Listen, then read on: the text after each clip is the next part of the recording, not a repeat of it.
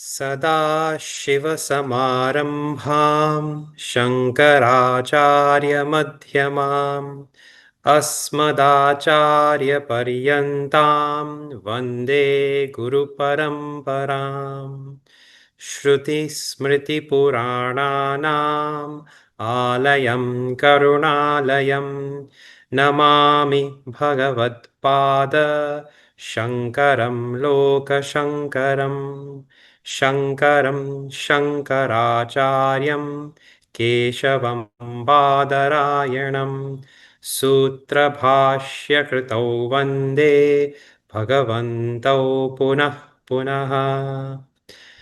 ॐ समस्तजनकल्याणे निरतं करुणामयं नमामि चिन्मयं देवं सद्गुरुं ब्रह्मविद्वरम्।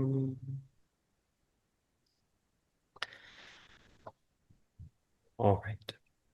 I thought before we begin today's Sadhana Panchakam, we could take a moment and chant. Every week we will chant different stotrams, so we have a chance to learn those also. Today, Ganesha Stava.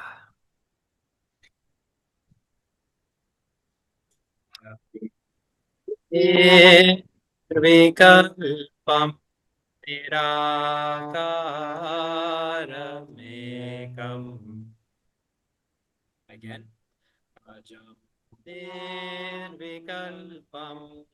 Okay. So this text is a beautiful one called Sadhana Panchakam. And hopefully you can get a copy from your bookstore. It looks like everyone in today's class is a teacher. So you'll have access to the books, and that even if you are not a Bhavihar teacher, that is also totally fine. You might be studying this text for the first time. You might be studying this text again for the second time. It is good. It is a wonderful text to be studied again and again.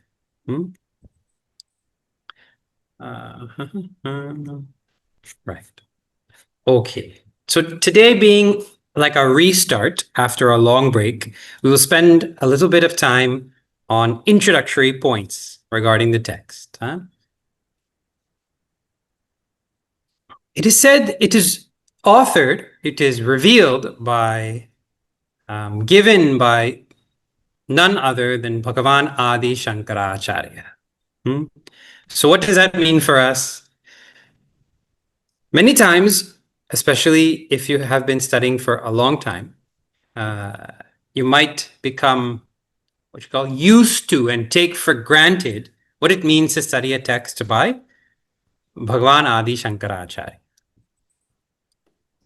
If you have to explain this to your own heart or to youth, it is something like, imagine for a moment, for real, imagine for real, that you find out that you have a great grandfather.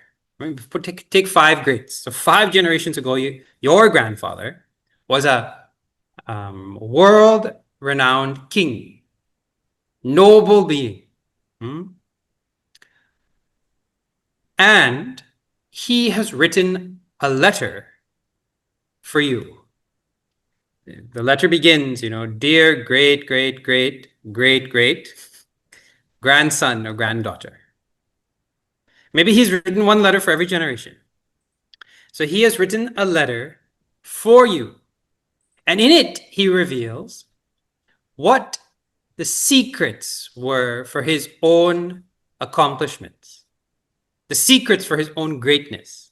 And he's giving you loving advice on how you also can reach this level. It carries with it, imagine somebody brings that now, letter for you, in one of those capsules, and then you open it and you see it in his handwriting. And it's signed with love from King so-and-so. This is supposed to say with love from King Janak. What authority that letter would carry for you if you had to trust his words on how you can become great, or you had to trust some YouTube influencer who's trying to get clicks, Who would you trust? Besides the authoritativeness, he himself having become so great, there is also selflessness in that. What more would such a great person in your lineage want from you? Someone who's long passed also. What would they want from you except for to see you do well? Because they see a connection between you. You're part of my lineage. You have within you greatness that I have had within me, and I want you to recognize that. I want you to bring it out. Would it not become like a prized possession for you? Correct or not? So that sort of feeling from this imagined situation is true and real when you open a text like Sadhana Panchakam. Here you have Bhagavan Adi Shankaracharya, who lived in recent past. There is some debate about when his avatar was, and some learned individuals feel that it was around 700 BC, like the 8th century. So something 1300 years ago, not so long ago. And he has given out so many different texts of two types, really. Some are compositions, and some are bhashya, commentary. So this falls into the first type. It is a composition by Bhagavan Adi Shankaracharya. And the story goes that Bhagavan Adi Shankaracharya's disciples, many who are very famous, were there with him just before Bhagavan was about to wind up his manifestation. And seeing this, they asked for some final advice that could be used by all different types of seekers, from beginner to advanced.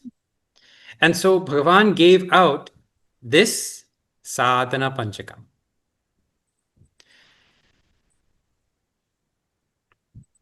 Take it with great love and remember every time you open it that this is loving advice. The topic of this universal teaching is explained very nicely in the title.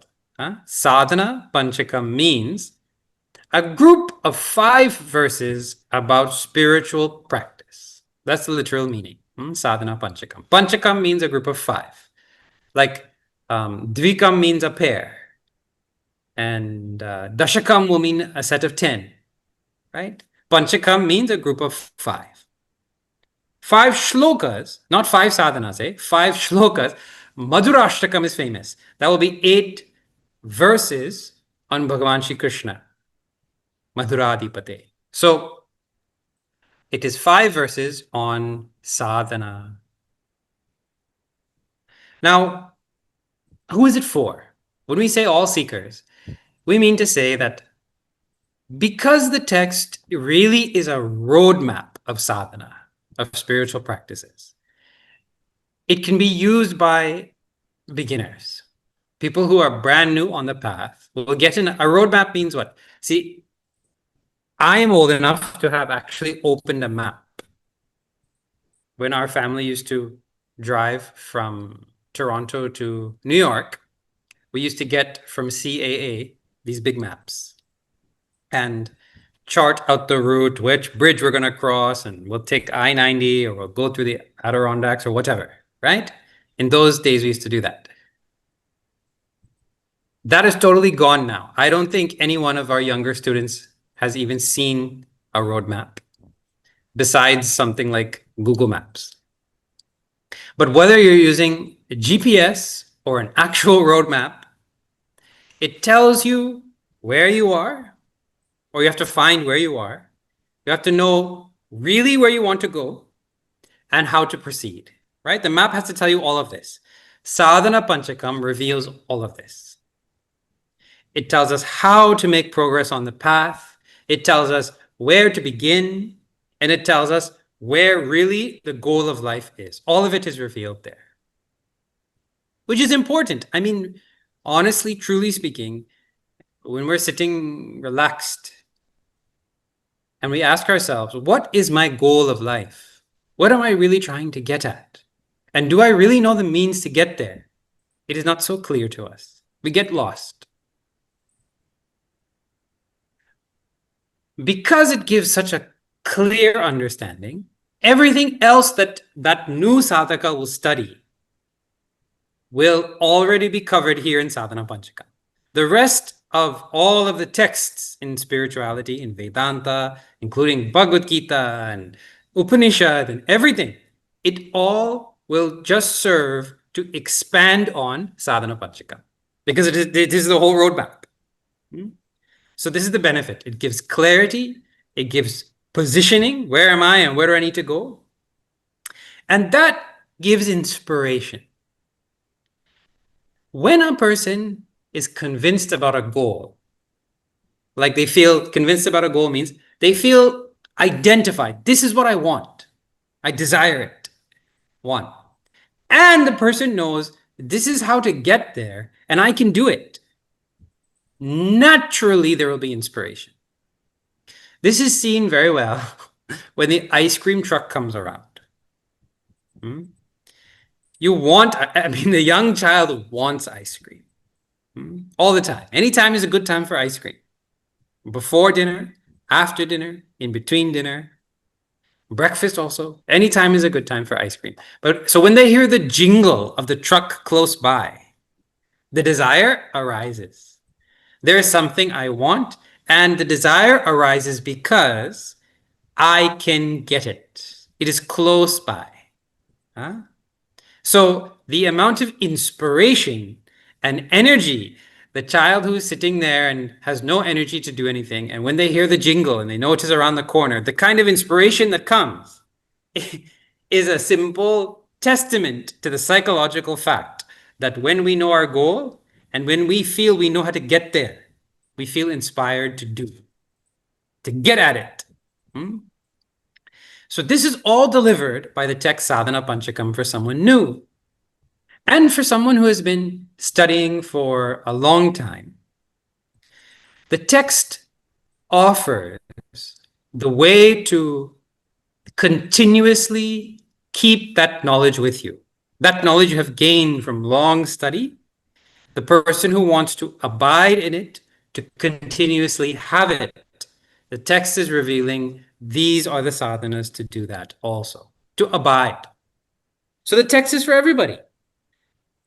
And if you have studied it before, that is also fine, because the name of the game in spirituality is repetition. Every time we go over the truth again, we go over truisms again, we go over advice again, we see something new about it. Because we are evolving. And because, as the Upanishads say, truth is spoken about in many ways. So there are many, many ways to look at it. And all of that is very useful for our own sadhana. So it is a text for all, beginners and long-time listeners alike. Now, the purpose. So that is the topic matter, the Vishaya. That is about the author. Author, a word I don't like. That is about the Bhagavan who manifested it. Then also, let us think a little bit about what we want out of life, right? So this part, I want to be a little back and forth. What is the method for a person or a youth to gain more calmness? Tell me. You can also type in the chat. What is the method for calmness?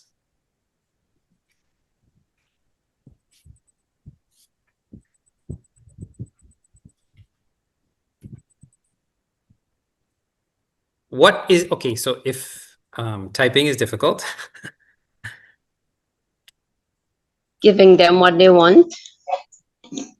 Okay. What is the method for cheerfulness? Meditation. Fulfilling desires. Okay. What is the method for selflessness? To bring selflessness.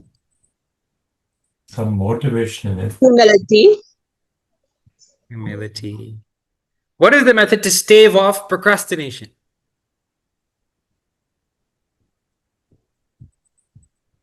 Tell them the benefits.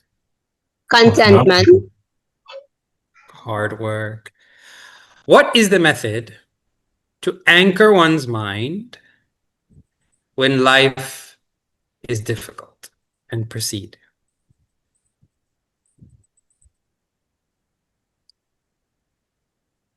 Have a goal.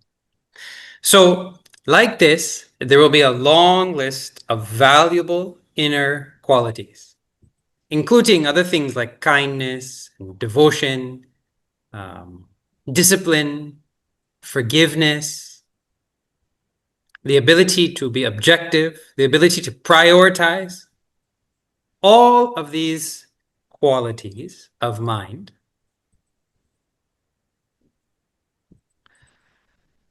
the scriptures tell the method for them is the broad topic of spiritual sadhana. The method to gain these things, broadly speaking, is spiritual sadhana, and not any other way. That extra little bit I added, and not any other way, deserves thought. The promise of the sensei at the local community center karate gym, right? Dojo. Or the swimming instructor at the local community pool, or the what you call tennis coach, or baseball coach, or track and field coach, is that in addition to getting accolades, your child will get some transferable skills like discipline, teamwork, calmness under pressure, and all that type of thing, right? Is it true? Do we find that those who are experts in that field, the expert martial artist, the expert swimmer, the expert tennis player, the expert track and field athlete, are they examples of saintliness? Are they examples of reliability? Are they examples of truthfulness? Not necessarily. No, not necessarily. Huh? Yes, Hari. No, just not necessarily. Because of the internet connection, I'm not hearing you so well, unfortunately. I think the best method for today's class to communicate would be to type. So I'm making a case now for spiritual sadhana. Of course, you can argue that because you subjected yourself to some program of discipline in school or in extracurricular activities. Are you able to hear me? How is the sound?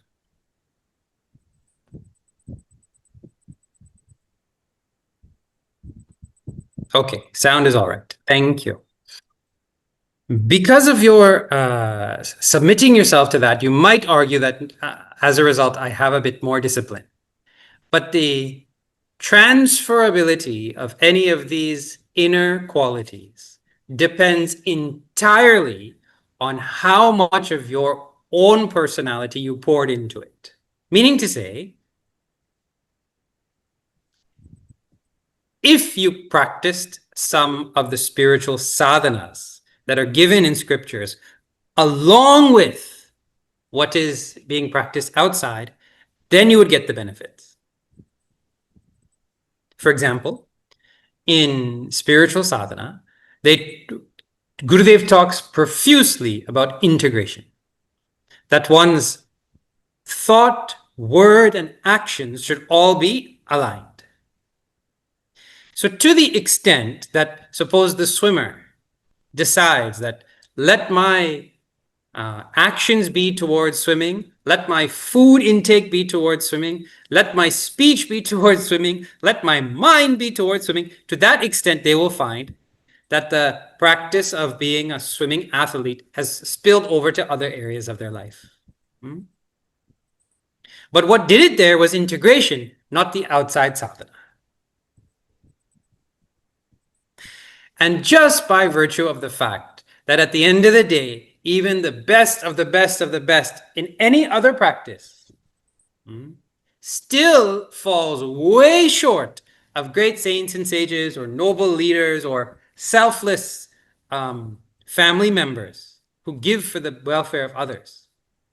It shows that that is not the method by which we gain these qualities of focus and calmness and cheerfulness and creativity, etc., as a living, spontaneous quality that we have all the time.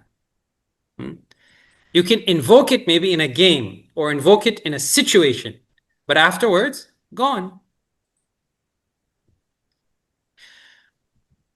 It is a universal experience that there is a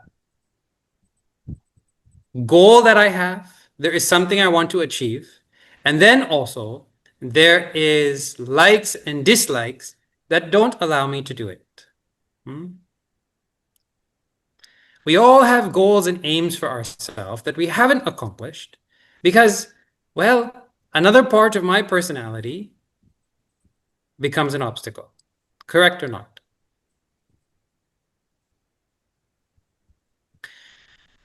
The goal of spiritual sadhana, the goal of this whole program that Bhagavan Adi Shankaracharya, the whole roadmap that he's going to lay out, is going to be to deliver to a person what you call in one word as purity of mind. The word we use in scriptures for this whole group of inner qualities that allow us to be successful in any field is purity of mind and clarity of thinking. These two things. This is what spirituality or sadhana, spiritual practices, are going to deliver. It is interesting to note also that the whole world is wired up to keep us in a position where we don't have these qualities, to keep us in a position where our likes and dislikes drive our behavior. And see, for example, why is it that you and I, we eat the foods we eat? If a person grows up in North America, for breakfast, it means bread or pancakes, right? Or Pop-Tarts. Special meals include pasta and pizza, right? But if you grow up in Russia or Ukraine or Poland or something like that, it's different foods. They want to eat sauerkraut, pickled cabbage. That's when they feel at home. Different types of things. So it just goes to show that if I, growing up somewhere else, could have a whole set of different likes and dislikes, and then growing up here, I have another set of likes and dislikes. Well, the likes and dislikes are not a really core part of who I am. They're just a simple product of my environment. It means it's changeable in me. Well, despite that fact, that my likes and dislikes being not a very significant part of who I am, fundamentally, they drive my decision making. I am not going to choose to eat pickled cabbage when you put nice, what you call, paneer dosa in front of me. I'm going to choose paneer dosa every time.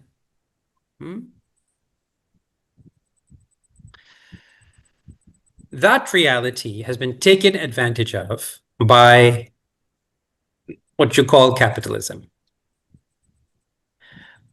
When I say the world is wired up to make sure that they keep us without getting more spiritual development, what I mean to say is that, for example, from birth, they are feeding us qualities, products that we can buy for the rest of our lives.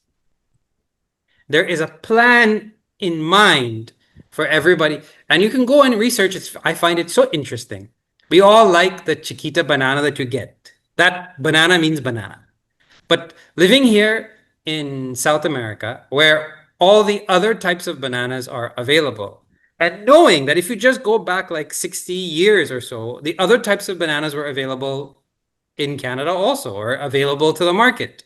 But because it wasn't so financially, it was a better financial plan to deliver one type of banana, they have made it so that all of us only want one type of banana, one type of bread, one flavor of coffee, one shape of bread, also bagel, pasta sauce. And there's an interesting TED talk I saw that they realized that, if people feel that they're not getting choice, then they revolt. So pasta sauce took off when they realized that we should actually pay for more shelf space, and we should have chunky pasta sauce, smooth pasta sauce, oregano pasta sauce, spicy pasta sauce. So go ahead, you have choice.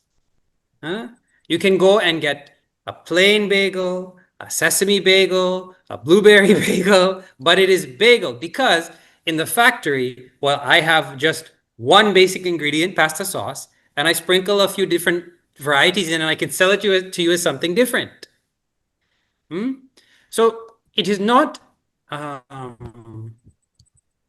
unfair to observe and acknowledge there is a system in place which hopes that we go on choosing to purchase this and that, which is convenient to what they have to sell. So you have a culture which is next year, I think, is the 250th birthday of America, right? And Canada, I think, is how many? 200 and what? A little less than that, I think. So you have a culture which is just a few hundred years old, meeting another culture which is thousands and thousands of years old. So, and in that culture, the same problem is there of people's likes and dislikes overwriting their desires. But it has matured to the point where they have found ways to satisfy likes and dislikes at the same time as allowing a person to grow out of it. So dal, rice, and bhaji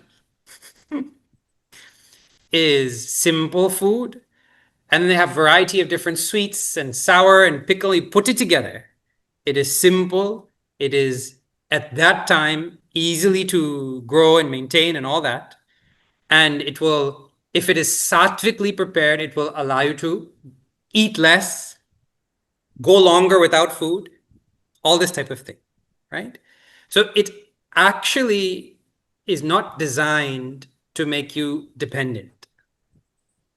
Now, you may argue with me about my choice of food, and you would maybe something else. But the whole idea is you have a tradition which is geared towards allowing a person to develop purity of mind. So that tradition now has been meeting the other world traditions for a long time. And that tradition is a big problem for a capitalist because its goal is to make you less dependent on all things while satisfying your desires, not more dependent. There's nothing about yoga that is really marketable. Means yoga asana. It is a threat to the whole, what you call, stretching and recovery market. So they have to solve that, and they try to solve that problem. What I'm trying to say is that we belong to a mature tradition. And although many of the same problems have cropped up, to understand the spirit of it is that the goal of even simple cultural things like dress and food and language and pastime has always been to satisfy my likes and dislikes while also helping me to grow out of them. Grow out of them means what? It means that I can decide to practice resoluteness, kindness, charity, truthfulness, creativity, in spite of it not being immediately pleasurable to my likes and dislikes. That is the human conundrum. So the culture has created systems and methods to do that. As an individual in a big capitalist society and all of that, you will have to constantly come up against that system. If you want to eat less, well, there aren't many options for you. If you want to eat without becoming dependent, there are less options for you. If you want to watch something that will allow your mind to become sattvic, there aren't many options. And if there are options, there will be some system that you have to buy into. And it goes on and on and on. Okay. That is all just to say that we have two different types of approaches to managing human beings. And in our own life, we actually have to slowly root out those things that have surreptitiously snuck into our life, which weaken our spiritual sadhana. Finally, am I going to tell you that if you take up more to a life of spiritual sadhana, you will be more cheerful, and you will be more resolute, and you will be more kind, and you will be more devoted? Yes. Does that mean you will be more successful? Your paycheck will be bigger. People will chase after you. No, not necessarily. Because each one of us have come here to experience some karma. And it might be that for next set of years, while you're doing your sadhana, you get all the karma also of somebody who's doing well in work and school and family and all of that. But it could also very well be that it is the time in your life where there has to be some loss and sickness and death and all those things which very much come as part of life. The Pandavas have karma to be in the forest for 12 years and then for 13 years, right? Though they're the most dharmic, shining beacons compared to everybody else.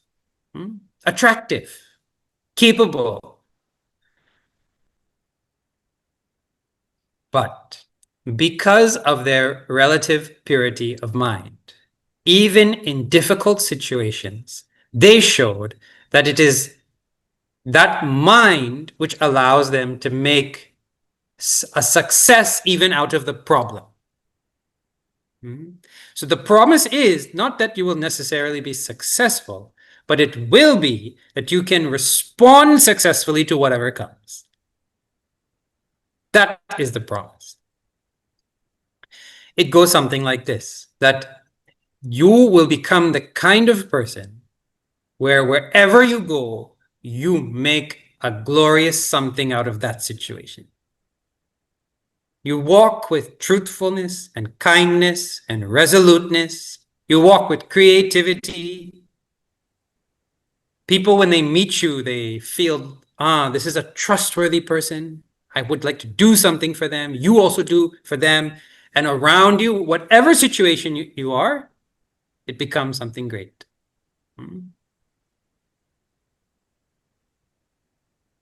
The Pandavas, while in hiding in the last year, they had to take up positions in the kitchen. Arjuna had to dance, and Draupadi had to stay as the, what you call, queen's aide for her makeup and all of that. So their glory could not shine forth.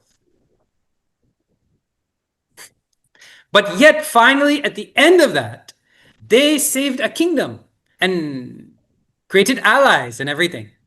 So the worst situation you could be in, totally restricted by society, cast out by society, and yet the guarantee is you put such a pure mind even in the worst situation, and they're going to bring prosperity to that situation. That is the promise.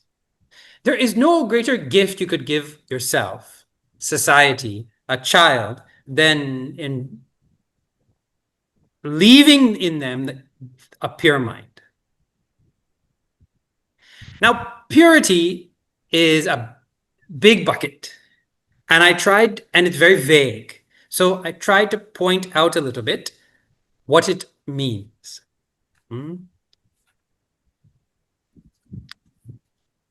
If a person, having heard this, says to themselves, well, I'm not going to sacrifice my pursuit of a higher standard of living, a better house, a better car, paying down this mortgage, this, that, the other thing, which takes up so much of my time. I'm not going to give that up in order to take up some sadhana, which takes away from my daily life, where I'm pursuing that thing. That was not the vision of the rishis also. A person is very much encouraged to go after Swarga even. But the advice from the scriptures is to go after it, full force, without losing development of purity of mind. So there's a request, if you will, from the scriptures. One characteristic feature of this text, Sadhana Panchakam, is that all the different aspects of sadhana that are outlined on the roadmap, they are all given in Sanskrit, which is called the passive imperative mood. Passive imperative means let it be like this. May it be like that. Like the very first instruction is Vedo Nityamadhiyatam. It means let it be that the Vedas are chanted every day. The idea there is that even Bhagavan Adi Shankaracharya, who has reached the pinnacle, who is the authoritative master, is not going to give you a commandment.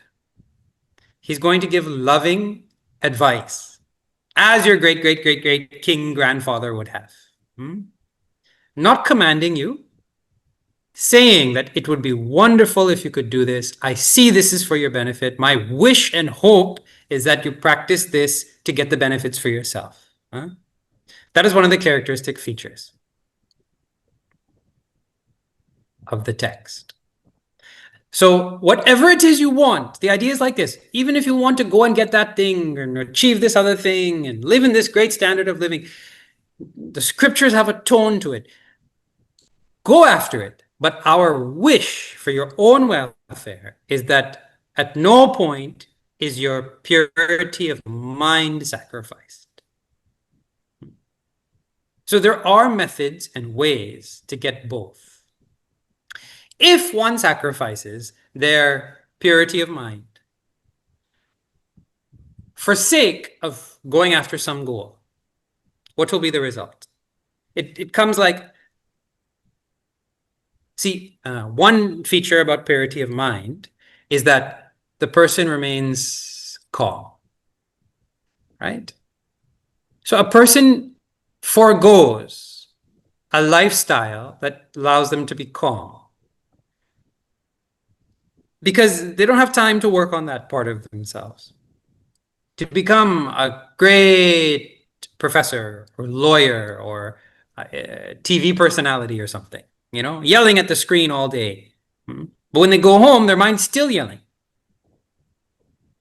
The way the scriptures look at that type of situation is, they say, chi, chi, chi, chi, chi. You went through such a difficult life to get to where you are, right?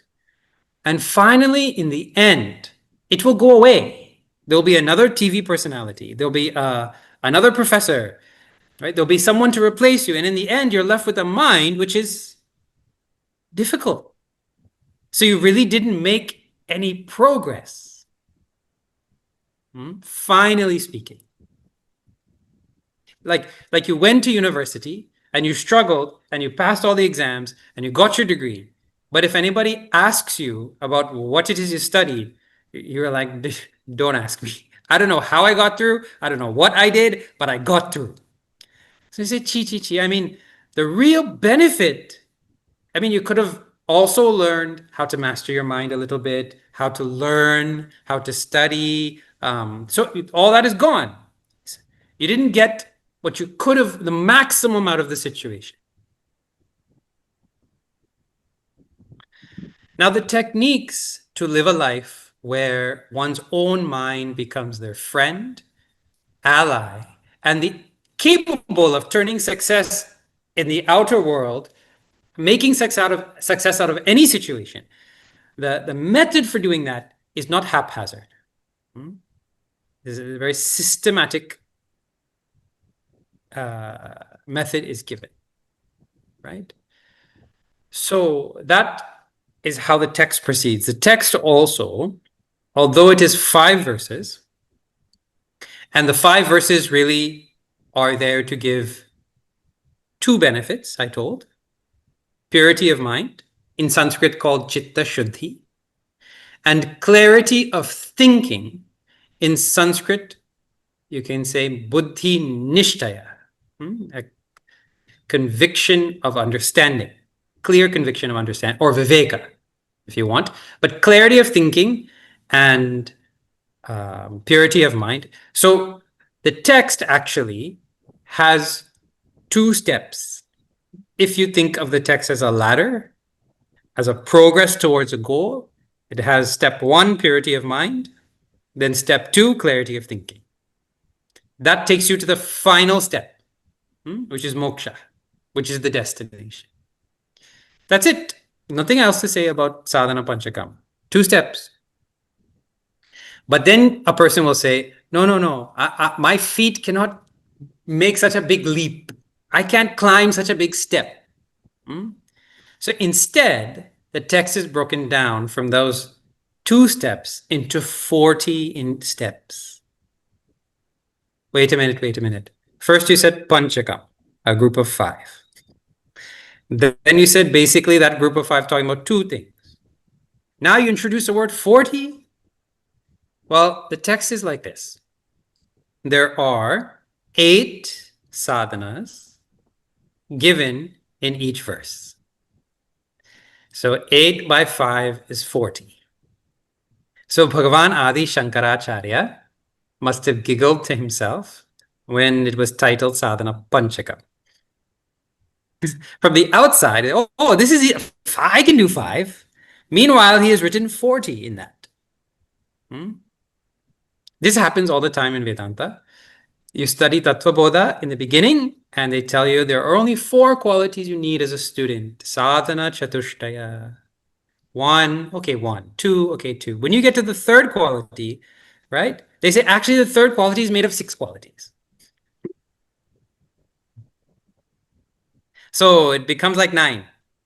But this is a teaching method. You as Balvihar teachers, you do this all the time. Today, we only have to learn about one thing, everybody. And before you know it, you teach them 5 things.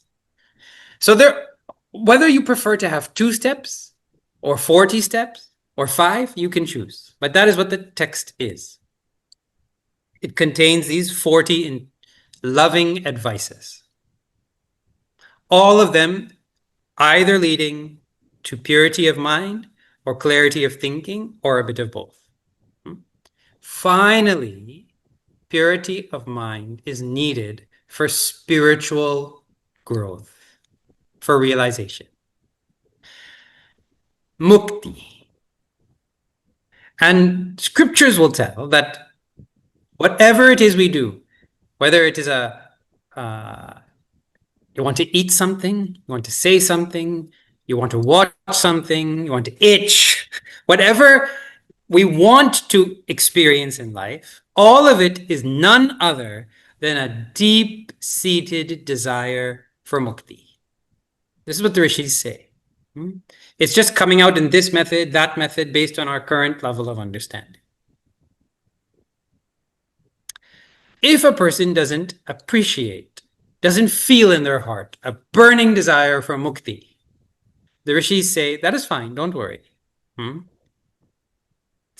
The result of following these sadhanas is that you will get purity of mind, whose benefit out in the material world is so great.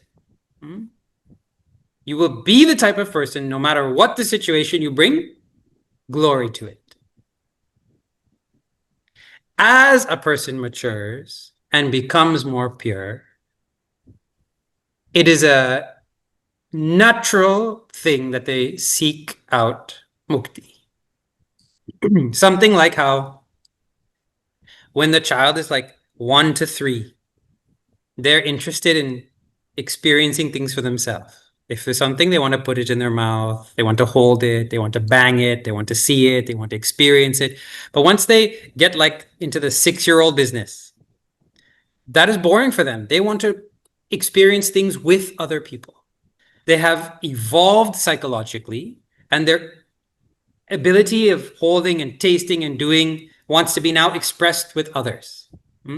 That's why in level 1 and level 2, the most important thing for them is so-and-so is my friend. So-and-so is my friend. They'll tell you every day, so-and-so is my friend. We play together. Because for them now, life is about learning how to play with others. So this is a natural studied psychological progression. In the same way, as a person's mind becomes more pure, the topic of meaning of life, purpose, permanent happiness, all these things become more important. By the time they become more important, because of their own progress, by that time, you'll see in the roadmap of sadhana, Vedanta comes. So don't worry if you have to take up this roadmap towards a goal that you don't really feel is yours yet. You'll get all the material benefits first. Right. If in one sentence you had to put down the meaning of purity of mind, or in a few sentences to give myself some freedom, what would it be? It would be inner unfoldment without ego. Purity of mind means inner unfoldment without ego. The word purity is very interesting. In modern language, they will use other words like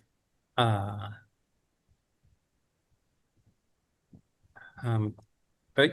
What is the other words? Like develop, train, mastery, these type of language for mind. But in our mature tradition, the word that we use is purity. And that indicates something very important about the nature of sadhana, of spiritual practice. The self unfoldment, the inner unfoldment that comes without ego, is actually a bringing out of something you already have inside. When you purify metal. You remove impurities, and what is naturally there remains. Correct or not? You don't develop it. You don't train it. You don't master it. You clean it, and then it shines. It means to say that focus, kindness, lack of hatred, resilience, these are inherent in you. Sadhana is the practice that you use so that one day it just makes that spontaneously available. Just after doing some type of practice for some time, you get into that, in modern language, flow state, where kindness is just a spontaneous thing. And selfishness was like, oh, I forgot to be selfish. It happens in all fields. In sport, the state of flow is very commonly studied, but you have worked out all the various possible kinks to allow that mind to be present and with the ball or the situation or whatever. You're in a state of flow. So the goal then will be to put that mind into its flow state of purity, be itself without any of the hindrances. Sadhana is, I told, first meaning, basic meaning, spiritual practice. And it takes you to inner unfoldment without ego. If you look at that word sadhana a little bit more, you will see that practice is really like a mechanism, a technique, a means.